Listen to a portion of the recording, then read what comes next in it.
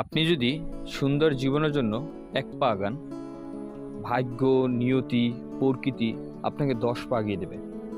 অতএব আমরা সবসময় সব কিছু সুন্দরভাবে ভাবি, সব কিছুর সৌন্দর্য খুঁজে নিই, হোক না সেটা কম দামি, কিন্তু আমরা সৌন্দর্য খুঁজে নিই। পৃথিবীতে এমন বিলাসবহুল জিনিস আছে যা অধিক দামি, অনেক দামি, কিন্তু অনেক মানুষের কাছে সেটা অপছন্দের। আবার পৃথিবীতে এমনও নগণ্য জিনিস আছে যেটার কোনো মূল্যই নেই, কিন্তু সেই জিনিসটা অনেকের কাছে অনেক দামি।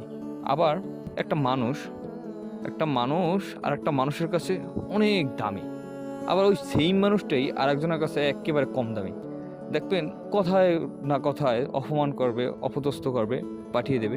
এই ওই একই মানুষটা আরেকজনের কাছে খুব সম্মানী, খুব দামি এবং খুব ভালোবাসা প্রিয়। আবার দেখেন, সবার কাছে খোলা বিল, মাসল্যান্ড এইসব পছন্দ না। তাদের পছন্দ উন্নত উন্নত দেশগুলো, যেমন জাপান, থাইল্যান্ড, দুবাই। আর কারো কাছে পছন্দ গ্রামের সেই খোলা মাঠ, খোলা বিল, শান্ত বাতাস, গাছের ছায়া, বটবৃক্ষ, নৌকা ইত্যাদি। অতএব দর্শক, এক একটা মানুষের চাহিদা এক এক রকমের। আমি চিন্তা করে দেখলাম যে আসলে মূলত মানুষের সন্তুষ্টি ছাড়া কোনো কিছুতে সুখ পাওয়া সম্ভব না।